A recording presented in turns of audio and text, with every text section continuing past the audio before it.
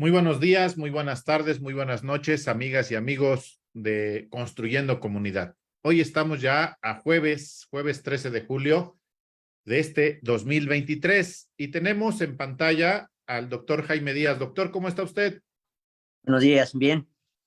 Perfecto, doctor, gracias por acompañarnos. Y también está con nosotros el ingeniero Víctor Ruiz. Ingeniero, buenos días. Buenos días. Hoy la comisión que encabezan, que representan el doctor y el ingeniero, junto con otras compañeras y compañeros, la Comisión de Iniciativas del Frente Nacional en Defensa de la Seguridad Social, nos va a compartir, nos va a presentar una exposición sobre propuestas, que muchas veces es lo que la gente quiere recibir. Ya nos compartieron los problemas, ahora vienen las propuestas. Adelante, doctor Jaime. Buenos días. Con esta ya es la quinta reunión que tenemos y hemos estado explicando en las 4 reuniones anteriores poco a poco lo que estamos proponiendo. Pero para dejarlo más claro, queremos hacer un cuadro comparativo y esperemos que se pueda entender porque algunos compañeros de nuestra agrupación tenían algunas dudas. Entonces queremos dejar bien claro lo que estamos diciendo. Para esta última reunión, pues hicimos un cuadro comparativo, que ahí lo están ustedes viendo. Ese cuadro, lo que dice a las columnas, que será la primera de la izquierda, donde dice reforma, de ese lado vamos a poner las propuestas o los cambios estructurales y paramétricos. En la segunda columna tenemos la ley del ISSSTE del 2007. En la tercera columna vamos a tomar como comparativo la ley de pensiones del estado de Veracruz, su última ley del 2014 con reforma del 2015. Y la última columna serían las propuestas que estamos haciendo en la Comisión de Iniciativas al ramo de cesantía y vejez. Con lo que respecta a los renglones, pues ahí se van a estar viendo los cambios estructurales y los cambios paramétricos.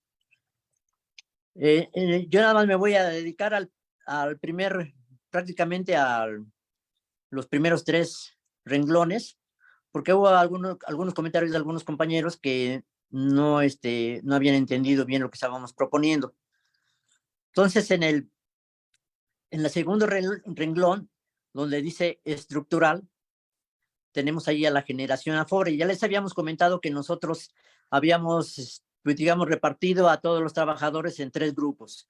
Uno era la generación Afore, el otro la generación de transición y por último nosotros los pensionados.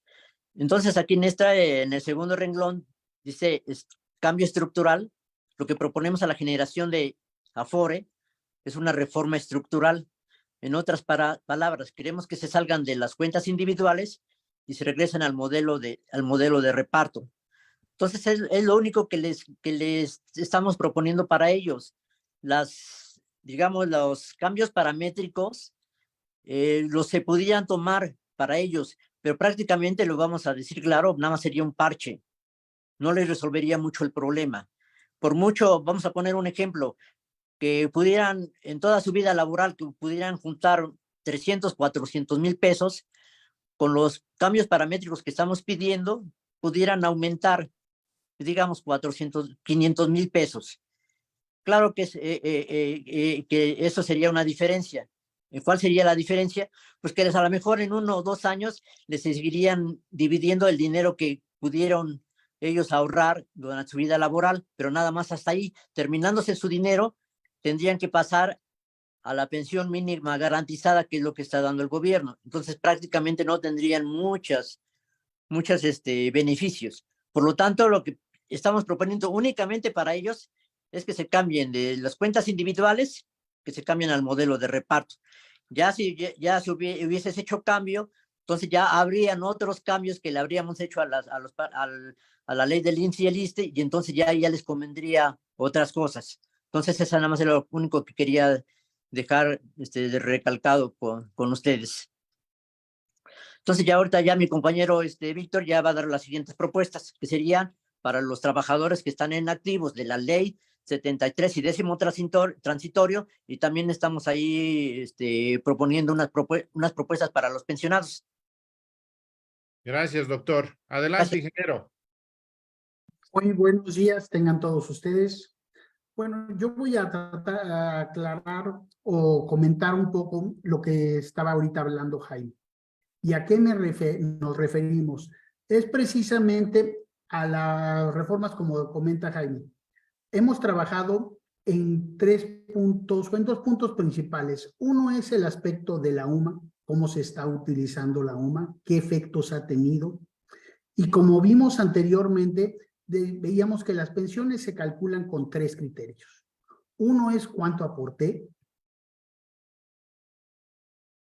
Otro es el salario regulador, que considera cuántos años voy a tomar para poder determinar mi salario de mi cuota diaria, que es la cuota diaria, y esa cuota diaria que se toma precisamente como el promedio de los años cotizados, o meses cotizados, o semanas cotizadas, como viene en el Seguro Social, precisamente ese salario diario es que se ingresa a las tablas de cotización y determina el monto que se va a otorgar en función de años de servicio, edad, etcétera. Okay. Toda la UMA lo que estamos viendo es que precisamente afecta en el salario que cotizamos. Y por supuesto de ahí deriva todo lo demás. Otro de los problemas que vimos eran los incrementos.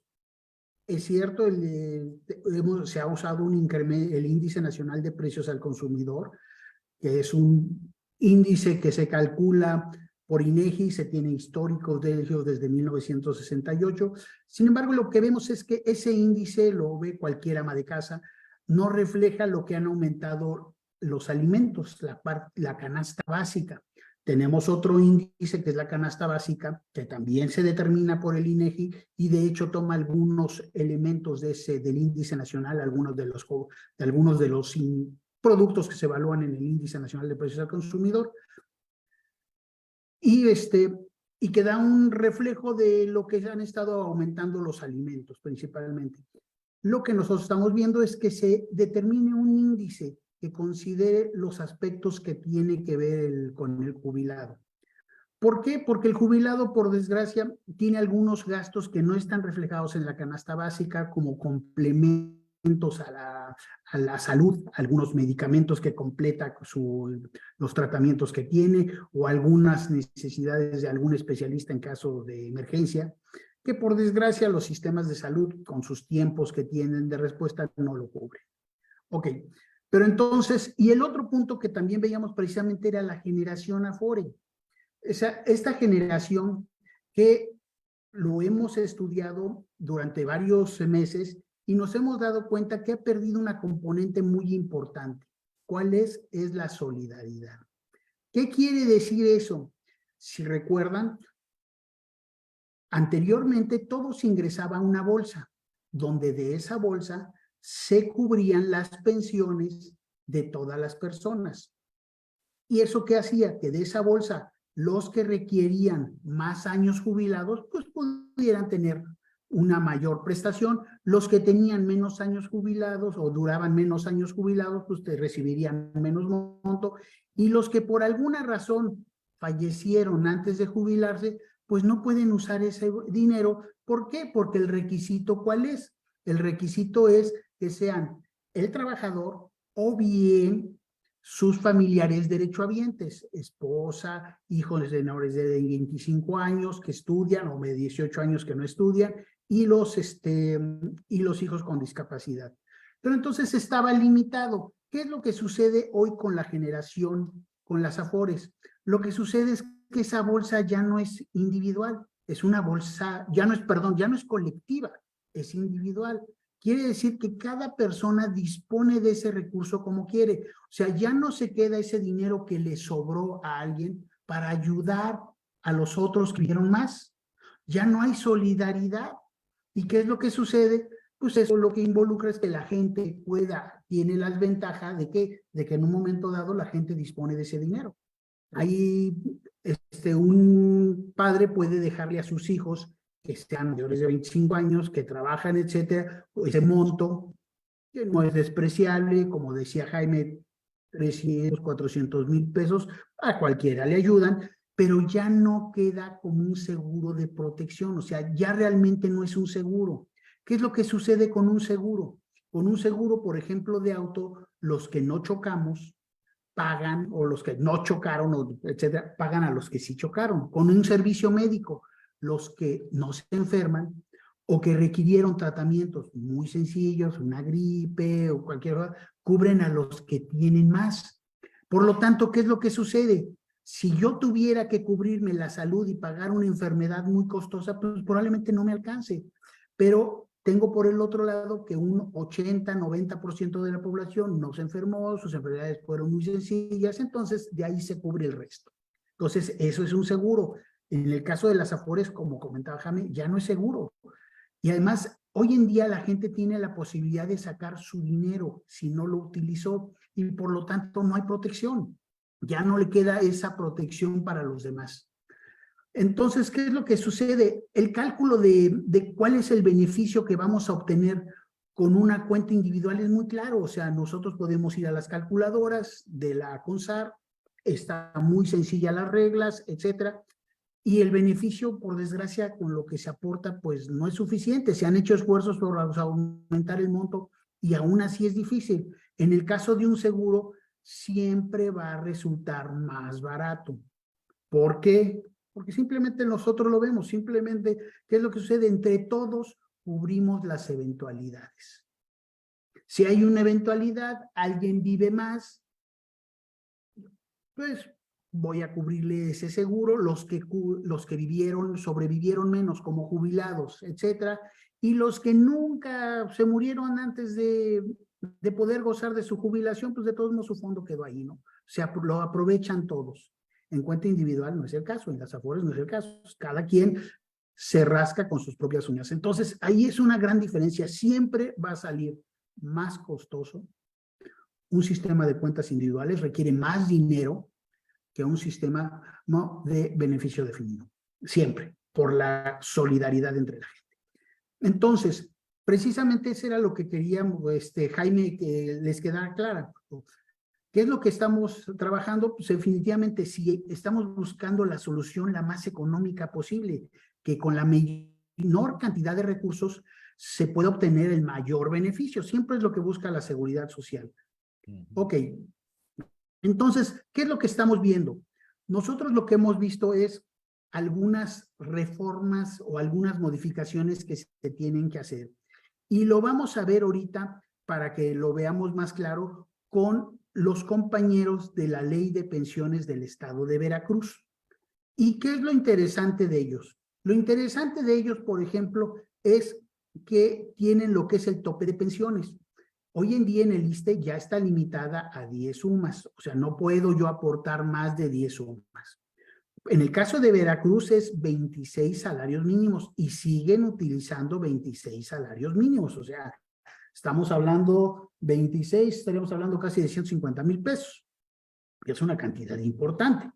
A pesar de que, como revisamos con Jaime, el salario y la pensión promedio que recibe la gente en Veracruz son 17,000 pesos, pero bueno, existen casos extraordinarios de la Suprema Corte, etcétera, ciertos trabajadores que podrían llegar a esos límites y el sistema de pensiones lo considera.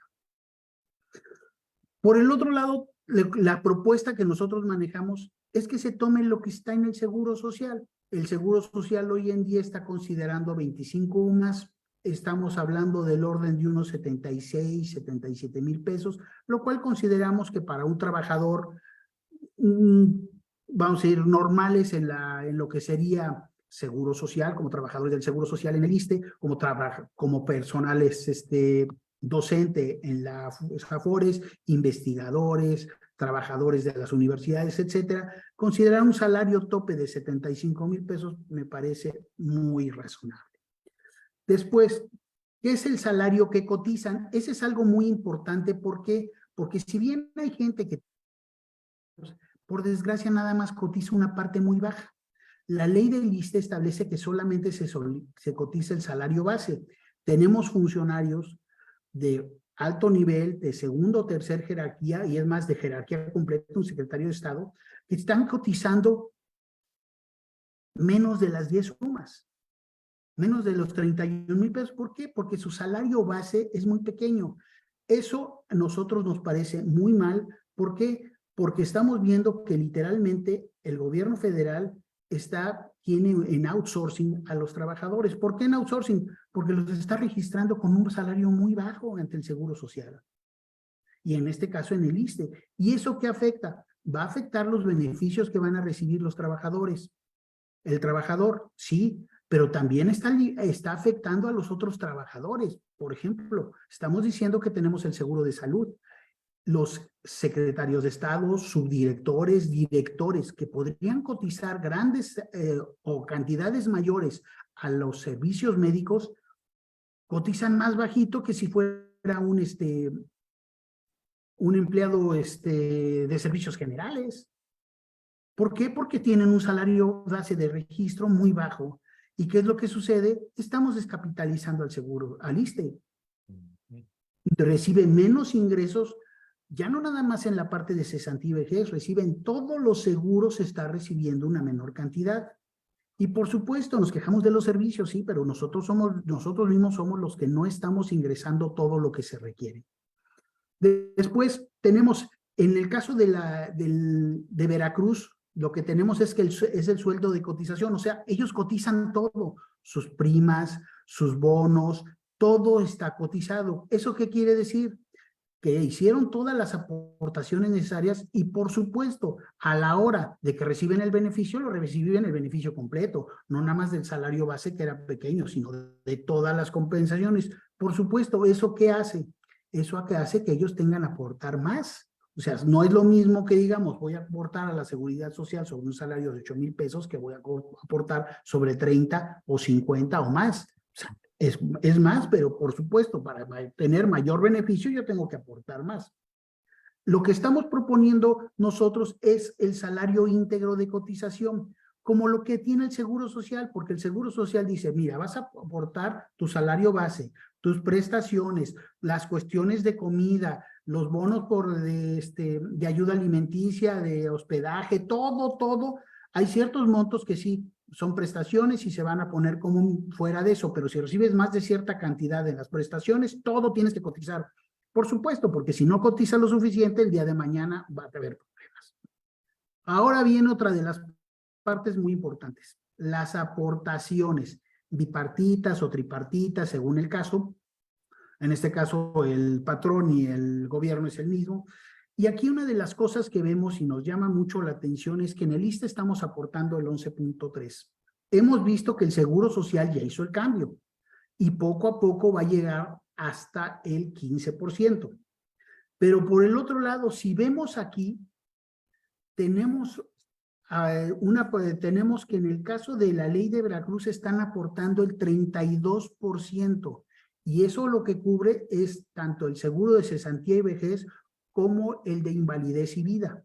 Que el de invalidez y vida realmente es muy pequeño, no es mucha la aportación. En el caso del ISSSTE es el 1.25, probablemente aquí sea un poquito más, pero bueno, porque tiene un poco más de cobertura, pero si fijan es una cantidad importante. O sea, hablamos de que los seguros en el ISSSTE, específicamente el de cesantía y vejez, o bien lo que aportamos a lo que se aporta a las cuentas individuales, etcétera, no alcanza. Pues es que, señores, nunca va a alcanzar. Si comparamos un sistema financiero viable que tiene el 32% de aportación del salario contra el 11.3, pues tiene 3 veces mejores beneficios, lo cual es lógico. No es lo mismo que los beneficios que yo tengo con un coche que cuesta 1 a que con un coche que cueste 3. Es lógico, las prestaciones y los servicios que me va a dar y las comodidades, estamos de acuerdo. Y eso mismo pasa en la seguridad social.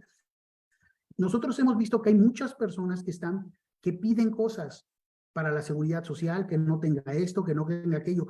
Pero el problema también que debemos de tener en cuenta es que eso cuesta. Y la pregunta que no nos hacemos ninguno de nosotros es ¿cómo vamos a cubrir los gastos? Decimos, es que el gobierno lo cubra. Y el problema es que debemos de tener en cuenta que el gobierno bien administra o mal administra los bienes el dinero, recursos que nosotros le entregamos por los impuestos. O sea, si nosotros entregamos poco dinero en los impuestos o en los servicios que estamos pagando, pues lo que vamos a tener es ese poquito o bajos servicios. Para que tenga más posibilidades y mayor flexibilidad en los ingresos, se necesita más De hecho, con Jaime hemos hecho algunos ejercicios. Jaime ha hecho un trabajo sobre una propuesta de un impuesto sobre las grandes fortunas y parece muy sencillo. Dice uno, voy a juntar un montón de dinero aquí y no es cierto. O sea, la verdad es que cuesta mucho trabajo poder juntar esos recursos. Bueno, después vamos y bueno, antes de terminar, le digo, participamos en una reunión del Frente hace unos días y sí hay muchas propuestas, muchas inquietudes, la problemática que hemos comentado, pero el problema es cómo lo vamos a pagar. Y eso es la parte que nos preocupa en especial. Porque nadie lo ve, todo mundo exigimos, o sea, como dice el dicho, es más fácil pedir no empobrece, dar es lo que aniquila. Y aquí ese es un problema que tenemos que resolver porque finalmente el gobierno y el ISSSTE está administrando nuestros recursos. Hay que exigir que los administre bien, por supuesto, pero también no podemos pedir que genere dinero de la nada. Ok, después, cálculo de las pensiones. Como habíamos comentado, ya lo vimos, es cómo se calculan las pensiones.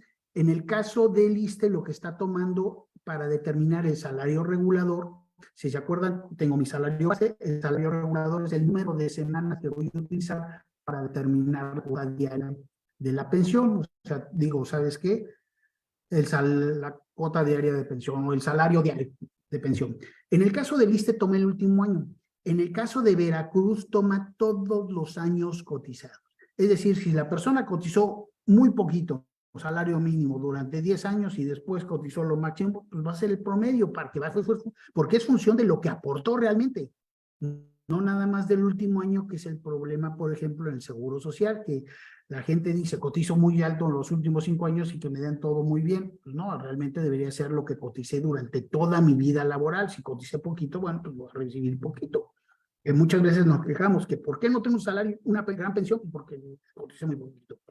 Acá lo mismo que tenemos nosotros es, la propuesta es también, es considerar el salario básico disfrutado el último año inmediatamente anterior a la fecha y cuando el trabajador tenga una antigüedad mínima en el mismo puesto y nivel de 3 años. Aquí estamos tomando lo mismo del ISSSTE, pero la cuestión es esa, no podemos, tenemos que fondear los recursos, tenemos que fondear el sistema con los recursos que se aportaron.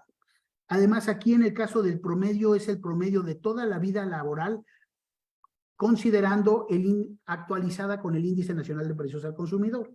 Eso quiere decir que si yo coticé 10 UMAS el año pasado, pues, y este año 10 UMAS, pues voy a tener 10 UMAS de promedio, cosa que en el ISSSTE y en el Seguro Social no es así. ¿Por qué? Porque el ISSSTE lo que hace es, dice, mira, este año el salario es de 31,000, vamos a poner 31 pesos para 10 UMAS y el año pasado fueron 29,000. Pues yo te voy a promediar 29,000 y 31,000. O sea, no nada más dice, no los actualiza con el Índice Nacional de Precios al Consumidor. Esa es una ventaja que tiene el sistema de pensiones. Los aumentos son de acuerdo al INPC en todos los casos, y lo que nosotros estamos solicitando es precisamente un factor de actualización de pensiones. ¿A qué nos referimos? Es necesario que usando la información y los recursos del INEGI se pueda tener un índice que refleje la canasta o los requerimientos de los jubilados. O sea, no nada más la canasta básica, sino que podamos tener otros índices que refleje los gastos de bolsillo médicos, los gastos de bolsillo a lo mejor de apoyo que necesita en su casa.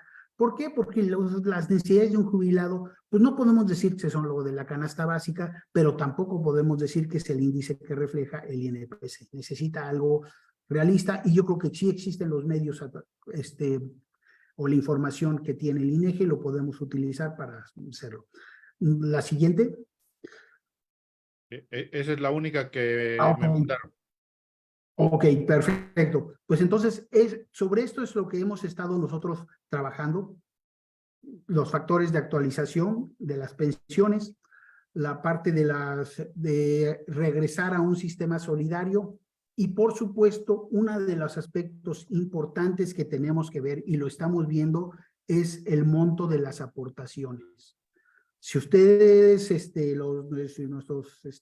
la audiencia puede verificar cuánto es lo que se recibe en Alemania, cuánto es lo que se recibe en España, vamos a estar dándonos cuenta que están aportando del orden del 26, del 20, 22% de su salario para el seguro de vejez y cesantía. O sea, es caro, no es barato. En ningún sistema de pensiones que tengamos en el mundo están aportando lo que aportamos en México, que es el 11.3. Ese factor se debió haber hecho la corrección hace muchos años, fácil los 20, 40 o 50 años.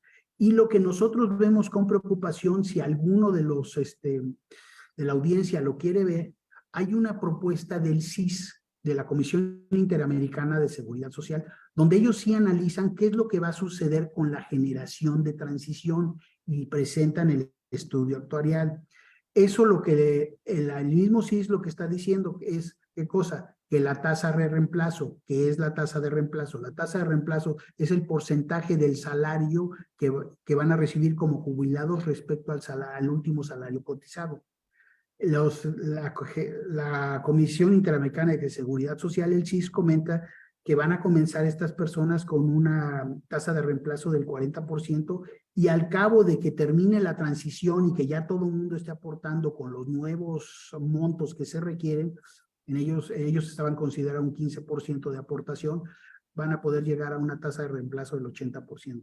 Pero es cruel la situación. ¿Por qué? Porque esa generación va a quedarse con salarios bajísimos, va a tener pensiones del 40% del último salario cotizado y no hay forma de resolver el problema. O sea, el golpe que las autoridades le dieron a los trabajadores no se los va a quitar nadie. ¿Y por qué? Porque no hay recursos, esa es la realidad. De hecho, la compañera que ahora no vino, Beatriz, no nos pudo acompañar, es una de las cosas que nos está pidiendo a todos es que veamos la parte de las aportaciones. ¿Por qué? Porque las aportaciones, inclusive la generación anterior, que tenemos la suerte de tener todavía beneficio definido, no tenemos aseguradas nuestras pensiones. ¿Por qué? Porque sabemos que la situación económica en el mundo es difícil. Ha habido países como el caso de Grecia, donde el grupo de la Comunidad Económica Europea al que pertenece le dijo, tienes que reducir costos.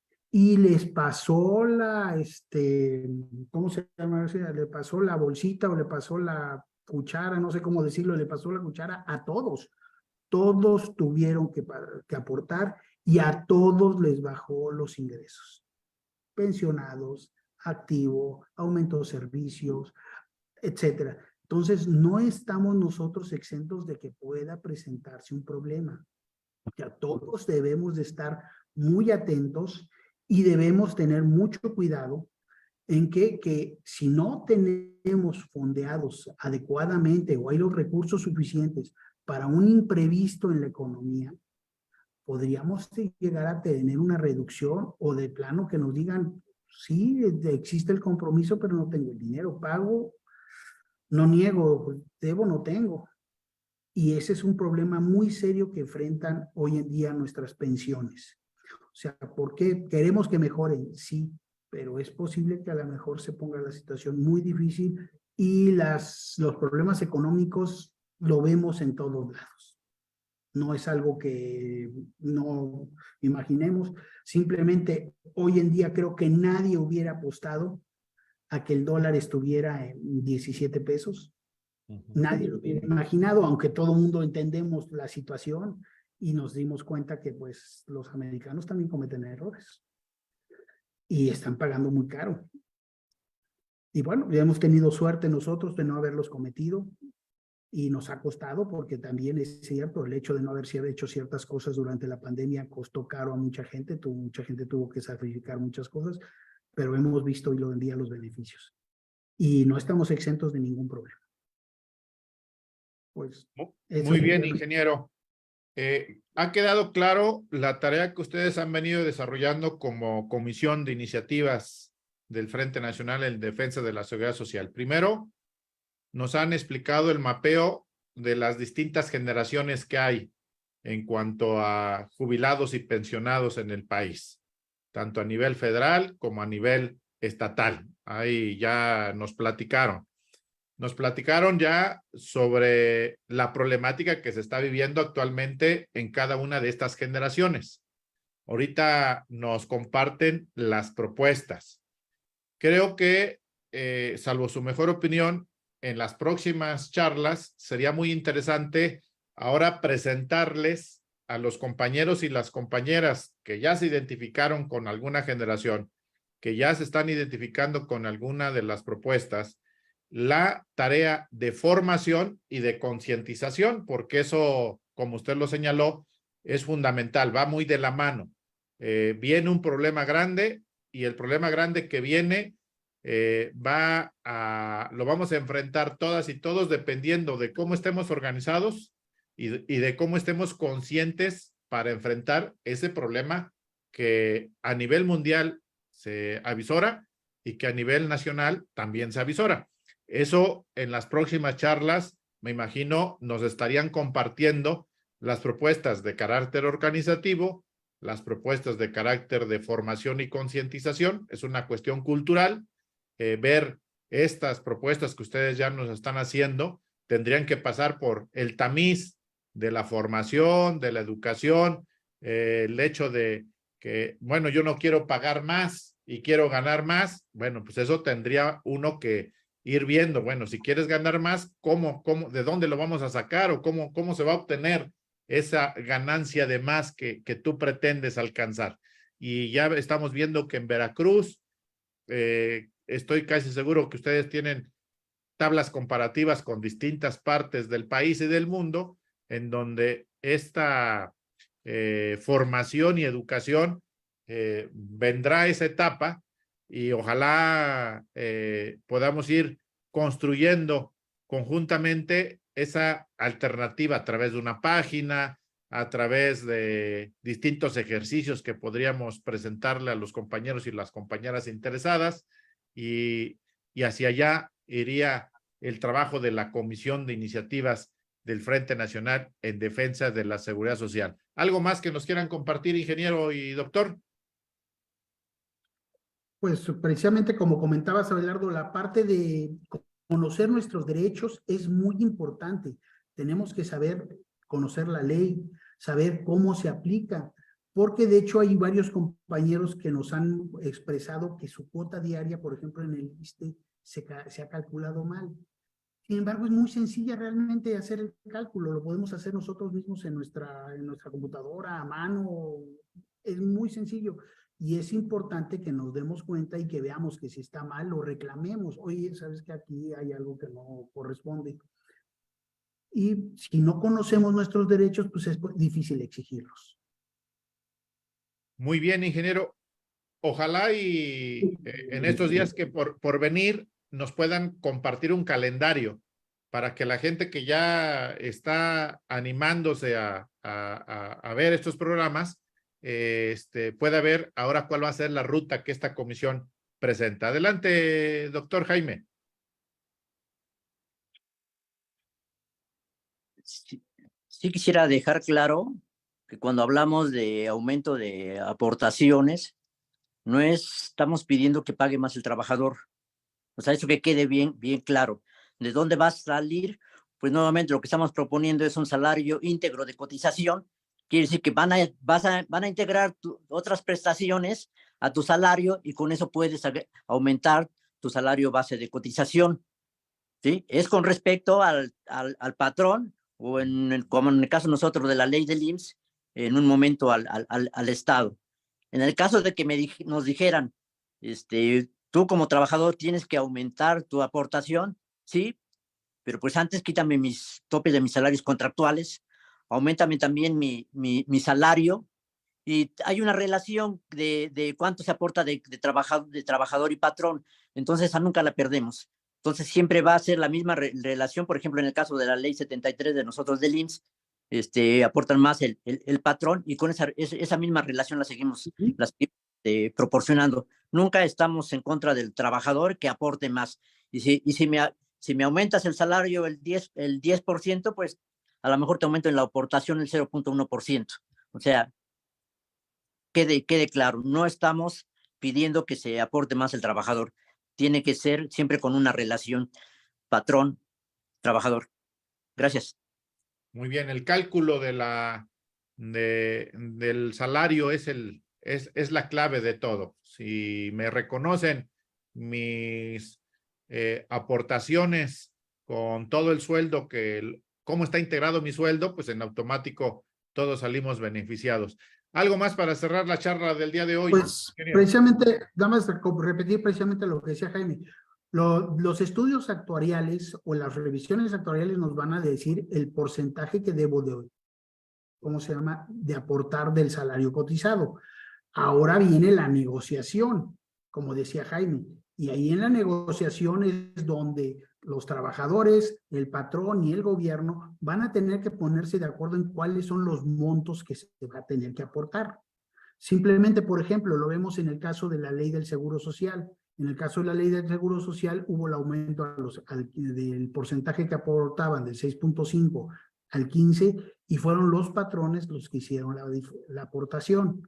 En las otras instituciones, otros casos, tendrán que haber las revisiones correspondientes y las negociaciones correspondientes. Ahí los sindicatos tienen que hacer su trabajo, etcétera. Lo que sí vemos es que necesitamos dinero. ¿Cómo se va a obtener? Esa es la parte de la negociación, pero que se requiere dinero para poder cubrir los seguros de cesantía y vejez, es verdad.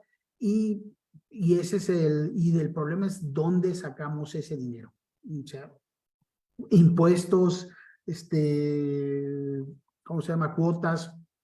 Hay una infinidad de formas, pero no es fácil. O sea, como está hoy en día la administración pública, nosotros vemos muy difícil que podamos pedir más recursos. ¿Por qué? Simplemente lo estamos viendo, Abelardo, en el siguiente sentido. Hoy en día el gasto en pensiones es del orden de 1.3, 1.2 billones de pesos. Los números los tiene Jaime más adecuados. Y los gastos del gobierno son de 8 billones. O sea, representa un 15%, o sea, es 15-20%, es una cantidad importante y además que va a aumentar, porque esa es otra de las situaciones que estamos viendo.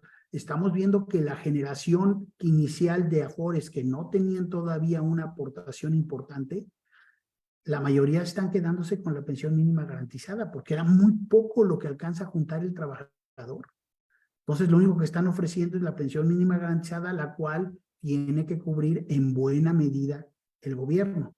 O sea, a pesar de lo que decían que la generación de Afores iba a solucionar o iba a liberar las finanzas públicas, no lo está haciendo. ¿Por qué? Porque lo que se junta en la generación es muy poquito.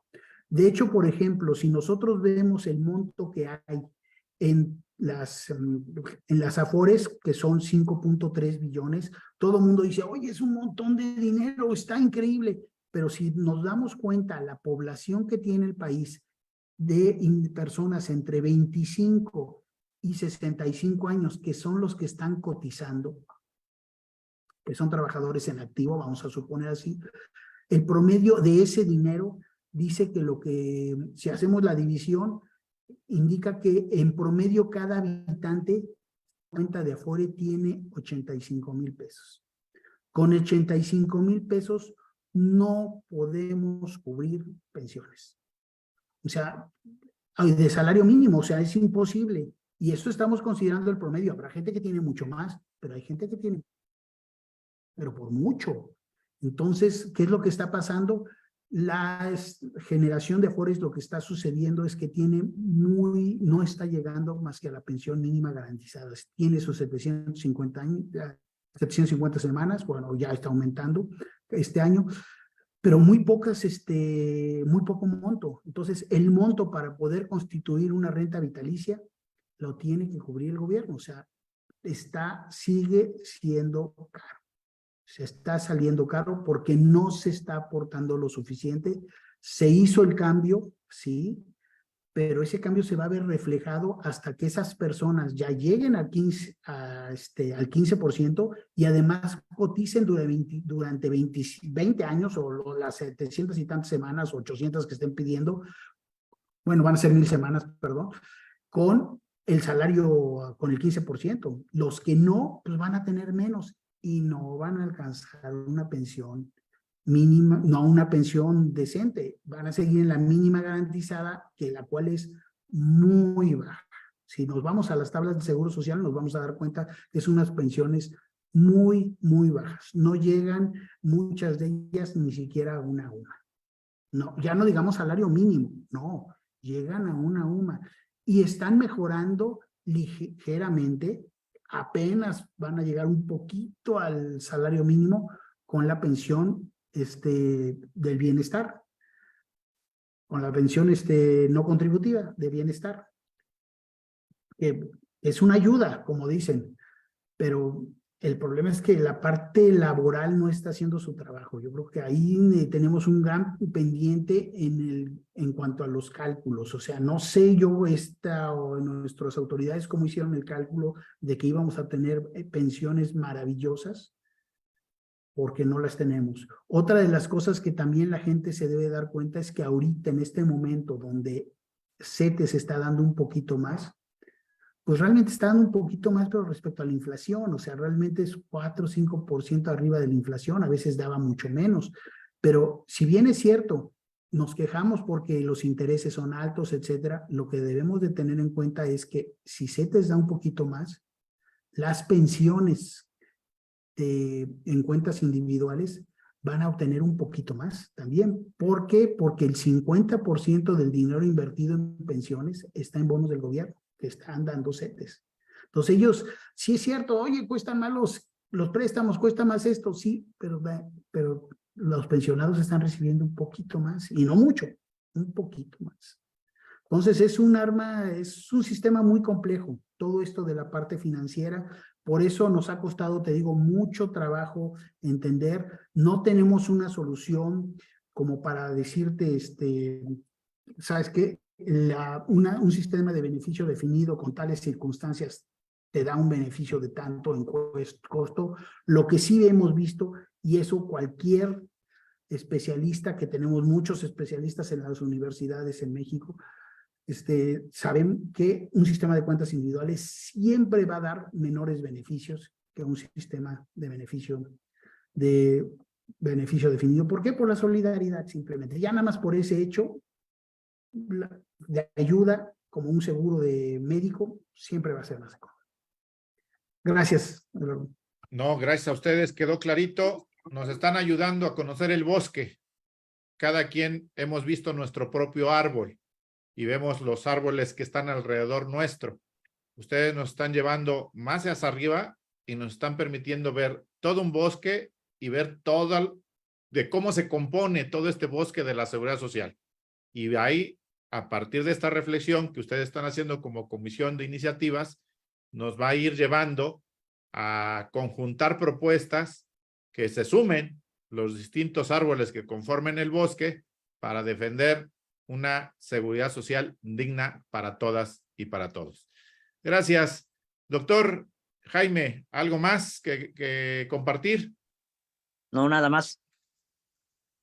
Muy bien. Pues gracias por su apoyo al doctor Jaime Díaz, al ingeniero Víctor Ruiz y a ustedes, amigas y amigos, por acompañarnos. Nos estamos viendo en las próximas transmisiones con la Comisión de Iniciativas del Frente Nacional en Defensa de la Seguridad Social. Hasta pronto. Pásenla bien. Gracias, buen día. Gracias, buen día a todos.